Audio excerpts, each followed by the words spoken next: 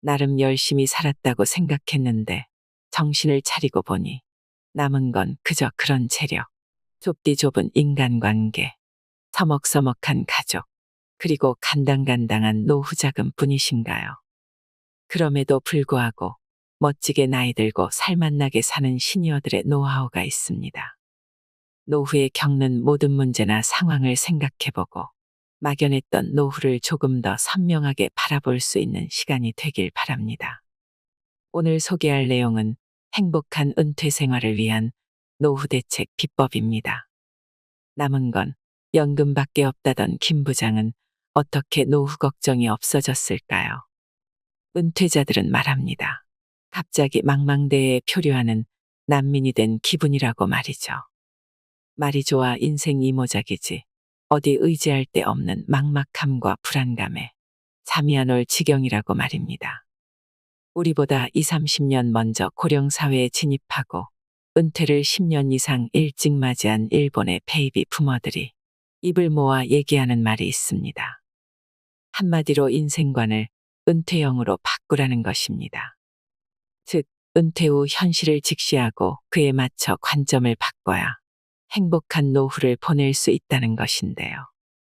그렇다면 구체적으로 무엇을 알고 어떤 관점으로 바라봐야 하는 걸까요?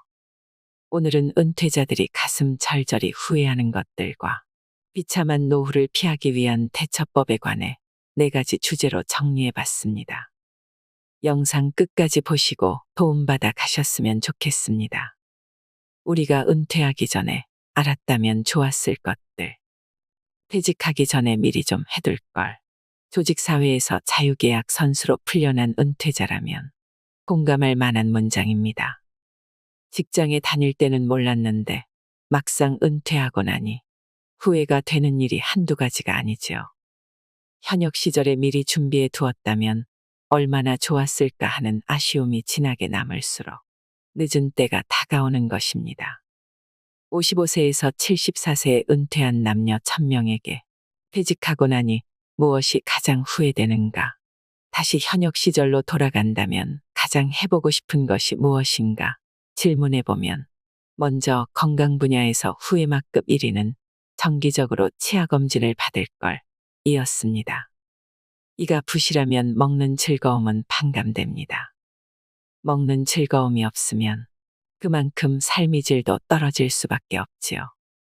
특히 의치 등은 대부분 보험이 적용되지 않아 가게 살림에도 타격이 큽니다.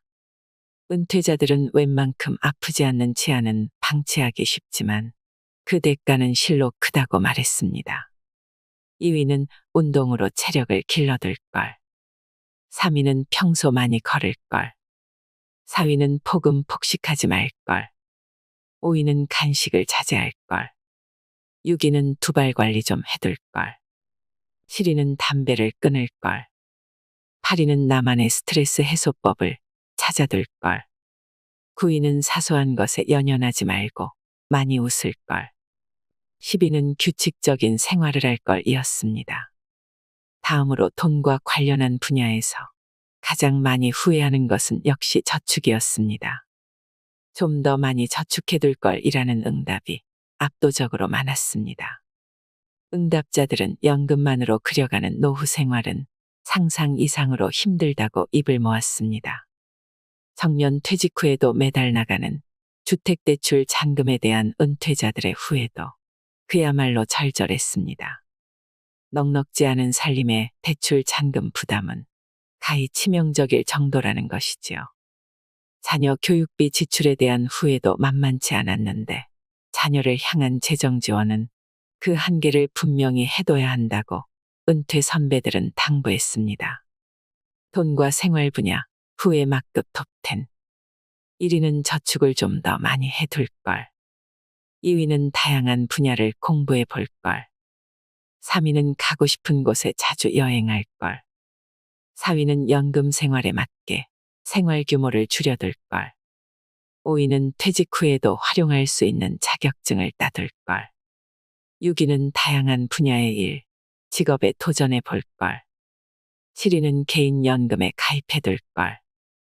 8위는 건강할 때 주변에 불필요한 물건들을 정리해 둘 걸. 부인은 요리 등 집안일을 좀 더 배워둘 걸. 12는 퇴직 후 영어 생활을 위한 여유 자금을 마련해둘 걸이었습니다. 여가 생활 관련해서는 상당수가 평생 즐길 수 있는 취미를 가질 걸, 여행을 많이 할 걸이라는 후회를 꼽았는데요. 취미 생활이나 여행 등으로 충분히 여가를 즐기지 못한 데에 대한 아쉬움이 진하게 묻어났습니다. 공부에 대한 미련도 의외로 많았고 평생 일에만 얽매여 가족과 친구 등 인간관계에 소홀했던 점을 많이 후회한다는 것을 알 수 있었습니다. 일과 인간관계 분야 후회 막급 톱10. 1위는 평생 즐길 수 있는 취미를 찾아둘 걸. 2위는 부모님과 자주 만나 얘기를 나눌 걸. 3위는 친구를 많이 사귀어둘 걸. 4위는 자녀와 많이 대화할 걸. 5위는 결혼에 대해 좀 더 신중히 결정할 걸. 6위는 지역 사람들과 자주 만나 교류해둘 걸. 7위는 회사 외에 매일 찾아갈 만한 곳을 만들어둘 걸. 8위는 부부간에 자주 대화할 걸. 9위는 일은 적당히 하고 좀 더 많이 놀 걸. 10위는 뜨거운 연애를 해볼 걸이었는데요. 이 리스트를 보면서 미처 생각지 못한 부분에 놀란 사람들이 꽤 있을 것입니다. 은퇴자들이 후회하는 것들을 잘 체크해보면 무엇을 노후 준비의 초석으로 삼아야 하는지 명확히 보이기 시작할 것입니다. 노후를 위협하는 6가지의 적을 제거하라. 노후 자금을 충분히 마련했다고 해도 행복한 노후를 위협하는 적이 예상치 못한 순간에 등장할 수 있습니다. 은퇴자들의 노후 생활을 힘들게 할 수 있는 잠재 위험 요소 6가지가 있는데요. 대부분의 사람들이 노후에 맞닥뜨릴 수 있는 것들이라 생각합니다. 이 잠재 위험 요소를 노후를 위협하는 6대 적이라 이름 붙여 정리해 보았습니다. 6대 위험 요인. 첫째는 연금의 감소입니다. 둘째는 주택 거래 불가능. 셋째는 의료비 증가. 넷째는 간병 비용 증가. 다섯째는 정년 연장 및 재취업. 여섯째는 무직자녀 케어입니다. 줄어드는 연금. 우리나라는 국민연금 고갈이나 감소에 대한 우려가 끊임없이 불거지고 있습니다. 앞으로 연금이 제대로 나올지 낙관할 수만은 없는 상황입니다. 연금을 더 걷어 현상 유지시키는 방법도 있지만 안아야 할 부담 증가보다 연금액 수령의 감소 쪽을 선택할 수도 있습니다.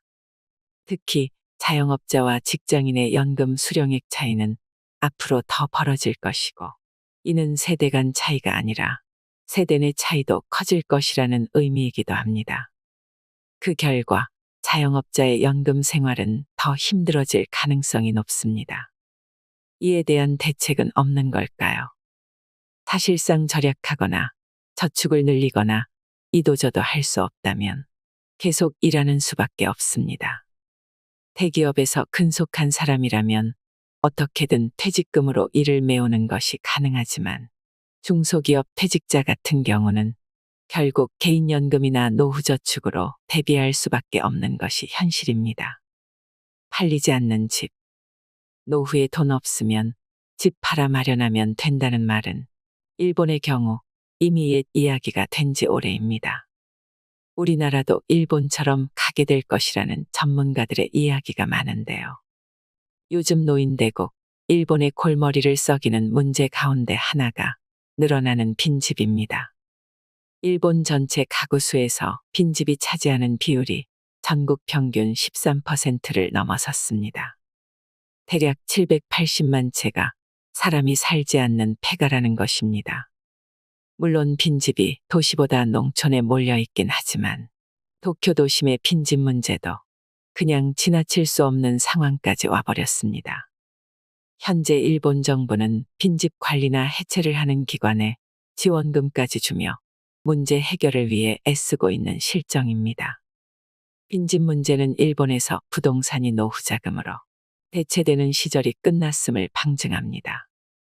이런 상황에서 주택의 자산 가치는 계속해서 하락할 수밖에 없다고 부동산 전문가들은 확신하고 있습니다.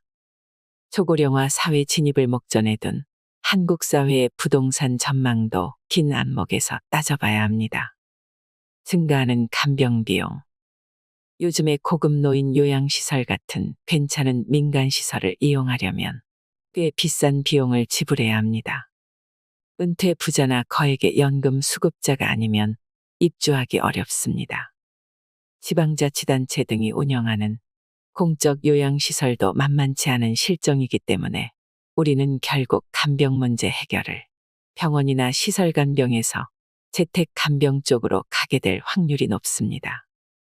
재택 간병도 혼자서 거동이 가능한 경우 비용이 감당될 수준일 수 있지만 자력으로 배변이 안 되면 요금이 크게 올라갈 수 있지요. 이를 두고 전문가들은 간병 비용이라는 강적을 퇴치하기에 최후의 존엄, 즉 자력 배변을 지킬 수 있는 신체 유지가 가장 중요하다고 강조합니다. 늘어나는 의료비 부담. 우리나라도 일본처럼 고령자의 의료보험 자가부담 비율이 점차 올라갈 확률이 높습니다. 그만큼 고령자에게 의료비 부담이 늘어나는 것입니다. 그러나 전문가들은 우리나라의 의료 재정이 아무리 어려워도 일반인에게 개인 부담을 과도하게 떠안길 수는 없을 것이라고 전망합니다. 그 대신 부담 증가분의 상당 부분이 고액 소득자나 자산가를 대상으로 부과될 가능성이 높다는 것이 이들의 분석입니다. 따라서 일반인이 의료비 증가에 대비한다며 의료 관련 보험을 추가로 드는 것은 권장하지 않습니다. 차라리 그 돈은 저축해 두고 노후 의료비에 대비하는 것이 현명하다는 말입니다. 우리나라의 국민건강보험의 경우 세계적인 수준이므로 민간의료보험을 추가적으로 과도하게 든 건 아닌지 체크해 볼 필요가 있습니다. 청년 연장과 재취업의 어려움. 우리나라의 청년 연장과 재취업의 문은 갈수록 좁아질 전망입니다. 이유는 지원자가 계속해서 늘어나고 있기 때문입니다. 청년 후 재고용이 늘어나고 있다고는 하지만 재고용 시장도 그리 낙관적이지 않습니다. 처우도 냉혹한 것이 현실입니다. 후대접받는 재고용 사원들은 전문성이 부족하거나 현역 시절 자신의 업무 능력을 개발하기보다 사내의 파벌과 인적 네트워크에 역량을 쏟아부었던 경우가 많습니다. 이에 반해 업무 전문성을 가진 능력 있는 고령 사원은 비교적 높은 대접을 받을 수 있다고 하는데요. 따라서 전문가들은 퇴직 전 자신의 능력을 객관적으로 평가해보고 현역 시절 자신의 업무에 전문성을 더 높이는 노력이 필요하다고 말합니다. 또 재취업을 하고자 할 때는 본인이 하고 싶은 것보다 할 수 있는 것에 초점을 맞추는 게 현명합니다. 무직 자녀의 등장. 우리나라에서 부모에게 생계를 기대는 나이든 무직 자녀들이 많이 생기고 있습니다. 캥거루족이라고 하는데요. 자녀가 노후의 새로운 위험 요소로 주목받고 있습니다. 일을 하지 않고 취업에 대한 의지도 없는 청년 무직자가 증가하고 있습니다. 아르바이트로 생계를 이어가는 젊은 사람들도 많지요. 노후에 우리는 무직자녀 리스크를 낮추어야 합니다. 또한 무직자녀를 둔 은퇴 예비군들은 자녀와의 생존 계획을 세워야 합니다. 이를 위해서는 노후 자산 감소가 불가피합니다. 나이든 무직자녀들을 둔 은퇴 부모들의 노후 설계는 대대적인 수정이 필요하다는 이야기입니다. 20여 년간 교육비를 들여 성장시켰음에도 불구하고 그 자녀가 장년이 될 때까지 계속 뒷바라지 해야 하는 씁쓸한 현실이 너무도 안타깝습니다. 혼자 사는 힘이 삶의 질을 좌우한다. 노후의 공포는 돈에서만 오는 게 아닙니다. 나이 들어 혼자가 되는 것을 불안해하는 사람이 많은데요. 몸도 마음도 쇠약해졌는데 주위에 아무도 없다는 건 상상만 해도 두렵고 우울해지는 일입니다. 하지만 나 홀로 노후에 대한 불안감은 잘만 대비하면 해소할 수 있습니다. 아니, 오히려 즐거움으로 바뀔 수도 있는데요. 나 홀로 노후의 불안을 해소하는 방법을 돈과 인간관계, 건강 그리고 주거, 4가지로 나누어 정리해 보았습니다. 돈, 수입원과 노후자금 확보가 열쇠입니다. 혼자가 되어도 노후의 연금 수입 하나에만 의지하며 살 수는 없습니다. 최대한 오래 일할 수 있는 방편을 마련하거나 은퇴 후에도 계속해서 수입이 생기는 구조를 만들어 두어야 합니다. 동시에 퇴직 전부터 쓸데없는 지출을 줄이고 가계부를 슬림화하는 것도 그에 못지않게 중요합니다. 그러기 위해서는 첫째, 혼자 사는데 필요한 자금을 산출해야 합니다. 은퇴 후부터 연금이 지급되기 시작하는 시기까지와 그 이후에 필요한 생활 자금을 미리 계산해 보는 것이 중요합니다. 그런 다음 해당 자금을 마련하려면 지금부터 매달 얼마씩 저축해야 하는지 역산해 보세요. 막연히 불안해할 것이 아니라 산출 결과를 보며 고민해야 해결책도 떠오릅니다. 그리고 장기간 수입을 확보할 수 있는 능력을 갖추어야 합니다. 한국의 경우 앞으로 연금 지급 연령이 더 늦춰질 수도 있습니다. 따라서 안정된 나홀로 노후를 보내기 위해 가능한 한 오래 일할 수 있는 체제를 갖춰 놓을 필요가 있습니다. 돈이 되는 자격증을 따놓거나 현재 갖고 있는 기술과 전문성을 업그레이드 하세요. 또한 집에서 홀로 시간을 즐기는 법을 찾아야 합니다. 집에서 혼자 무엇을 해야 즐거운지 아는 것을 나 홀로 노후를 보내는데 없어서는 안 될 중요한 자산입니다. 소소하거나 남이 보기에 조금 유치한 취미생활이라 하더라도 나 홀로 노후에는 남의 눈을 의식할 필요가 없다는 장점이 있습니다. 혼자서 마음껏 즐길 수 있는 데다 돈이 많이 들지 않는 취미생활이라면 생활 비전략 효과까지 있습니다. 즐거운 취미생활은 나 홀로 노후를 훨씬 살맛나게 만들어줄 것입니다. 인간관계. 먼 친구보다 가까운 이웃이 더 중요할 수 있습니다. 긴급 상황에 기민하게 대응 가능하다는 것은 성공적인 나 홀로 노후의 핵심 요소입니다. 일상에서 일어나는 사고나 건강상의 위급한 상황에서 당장 도움이 되는 사람은 나와 가까운 곳에 살고 있는 이웃일 가능성이 높습니다. 평소 집 주변에 사는 사람들과 잘 사귀어 두면 곤란할 때 혈육보다 더 기묘한 도움을 받을 수 있습니다. 그런 이유에서 이웃에게는 반드시 먼저 인사하는 것이 좋습니다. 요즘에 우리는 이웃 주민과 인사를 주고받지 않는 경우가 많습니다.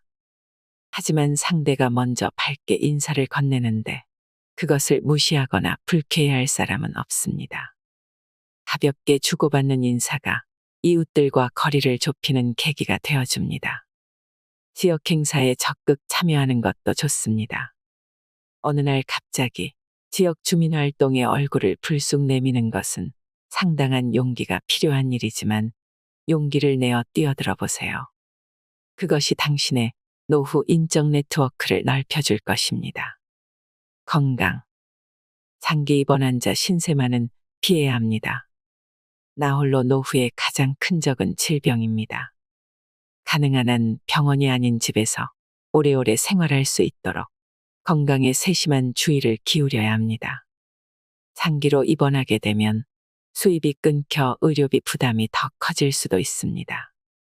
평소 건강한 생활 습관을 유지하면서 장기 입원하는 상황이 발생하지 않도록 미연에 방지하는 것이 현명합니다. 그러기 위해서는 일할 수 있는 건강한 몸을 만들어야 합니다. 건강은 노후 생활의 중요한 자산입니다. 올바른 식생활과 꾸준히 운동하는 습관을 갖도록 노력하세요. 늘 몸에 좋은 것만 먹을 수는 없지만 담배나 술과 같이 건강을 해치는 것을 피할 수는 있습니다. 조깅이나 걷기, 헬스 등 꾸준히 할 수 있는 운동을 찾아 평생 지속할 수 있도록 건강한 생활 습관을 들이는 것이 중요합니다. 주거. 나 홀로 노후를 사는 임차 생활자의 가장 큰 걱정거리는 주거지 확보입니다. 하지만 최근 무주택 고령자를 위한 공용주택이나 독거노인의 거주를 돕는 주택이 늘어나는 추세입니다. 무주택 고령자 거주용 주택은 앞으로 계속해서 확대될 것입니다. 집을 소유해야 한다며 너무 조바심을 낼 필요는 없다는 이야기입니다. 노후에는 라이프 스타일에 맞춰 주거지를 바꿔보는 것도 좋습니다. 집을 구할 때 무리해서라도 지하철역 주변처럼 교통 편의성이 좋은 곳을 선택하는 경우가 많습니다. 하지만 퇴직 후 직장까지 통근할 필요가 없게 되면 그 외 지역으로 거주지를 옮기는 것도 좋은 선택입니다. 퇴직 직후에 할 수 있는 일이나 내 생활에 맞춰 주거 계획을 미리 세워둘 필요가 있습니다. 60대에 반드시 이것을 해둬야 후회하지 않는다. 은퇴 후 새로운 인생이 시작되는 60대. 인생 2막을 앞둔 사람들은 어떤 자세가 필요할까요? 60대는 기존에 살아온 방식에서 벗어나 자신만의 삶의 방식을 정립하고 생물학적인 노화를 받아들여야 하는 그야말로 대격변의 시기입니다. 이 시기를 어떤 마음가짐으로 임하느냐가 행복한 노후를 결정짓는 것이나 다름없습니다. 오늘은 60대에 꼭 해두어야 할 일 17가지를 소개해 드리겠습니다. 이것을 이정표로 삼아 노후 대비를 하는 건 어떨까 하는데요. 첫째, 20대에 하고 싶었던 것을 실천에 옮기세요. 60대가 되면 지금까지의 인생을 한번 되돌아볼 기회를 가질 필요가 있습니다. 그 중에서도 젊었을 때 품었던 꿈을 다시 되새겨 보는 것이 중요합니다. 그 꿈이 인생 2막을 풍요롭게 하는 원천이 될 수 있기 때문입니다. 이제 와서 뭘 다시 할 수 있겠어라고 생각하는 사람과 이번에야말로 하고 싶었던 것을 시작해 보자라고 생각하는 사람의 인생은 다를 수밖에 없습니다.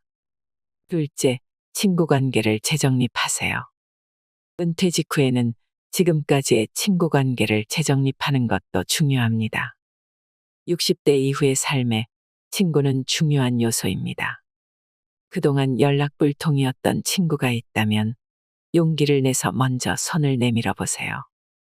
50대까지는 동창회 자리에서도 경쟁의식이 발동하지만 환갑이 지나면 친구 사이에 또 다른 역학관계가 만들어진다고 합니다. 같은 시대를 함께 싸우며 살아낸 전우의 느낌이랄까요. 그런 친구들과 시간을 같이 보냄으로써 그간 잊고 살았던 소중한 추억을 이끌어낼 수 있습니다. 그러한 시간을 즐기기 위해서는 친구를 만드는 데도 노력을 기울여야 합니다. 그럴 필요가 있을까 하지 말고 일단 먼저 다가가 보세요. 여기서 한 가지 이해할 점은 친구를 만들 때 처음부터 연령에 제한을 두지 말라는 것입니다. 젊은 친구의 감성이나 지식을 접하는 것만으로도 당신의 감성과 지식이 연마되어 갈 수 있습니다. 셋째, 이 정도면 됐지 않은 생각을 떨쳐내세요. 이 정도면 됐지, 더 뭘 하겠다고 하는 생각도 버려야 합니다. 인생에는 밀물과 썰물이 있기 마련입니다. 하지만 그렇다고 60대가 벌써 썰물 때라는 이야기는 아닙니다. 사회에서 얼마든지 자기 역할을 할 수 있습니다.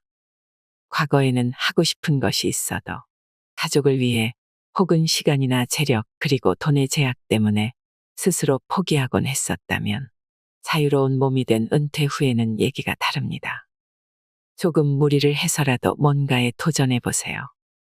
새로운 역할을 찾는 것을 넘어서서 인생 자체가 변할지도 모릅니다. 넷째, 배우자와의 관계를 다시 생각해 보세요. 지금까지 결혼 생활을 되돌아보면서 이 사람과 함께 무덤까지 갈 수 있는지 진지하게 한번 생각해 보시길 바랍니다. 60대가 이혼을 택할 수 있는 마지막 시기라는 말이 있습니다. 앞으로 남은 인생을 누구와 함께 걸을 것인가 떠올려 보세요. 결혼의 의미를 다시 생각하면서 배우자와 앞으로의 관계에 대해 진지하게 대화하는 기회를 가져볼 필요가 있습니다. 다섯째, 과거에 얽매이지 마세요. 행복한 노후를 바란다면 과거에 사로잡혀서는 안 됩니다. 특히 은퇴 후에도 여전히 과거에 일했던 회사의 명함을 들고 다니는 사람들이 있는데 이것은 결코 바람직하지 않은 행동입니다. 제2의 인생은 사회적 지위가 아니라 인물의 됨됨이로 평가받습니다.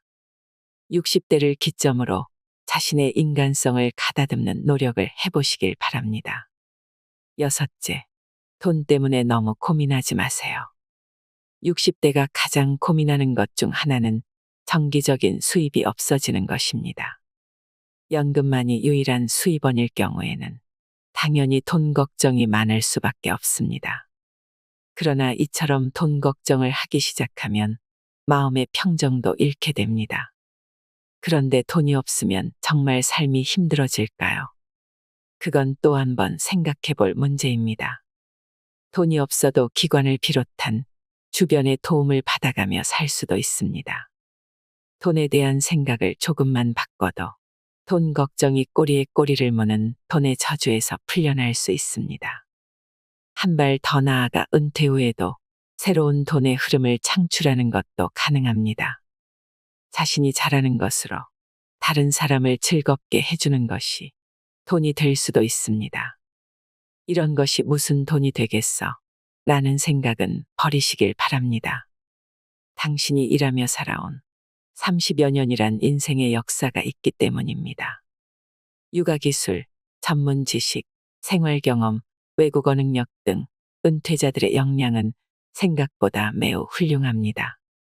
그것을 어떻게 돈으로 전환시킬 수 있을지 생각해보는 적극적인 사고방식이 필요합니다. 일곱째, 나만의 취미를 가져야 합니다. 취미를 갖는 것도 행복한 노후를 영위하는 데 중요한 부분입니다.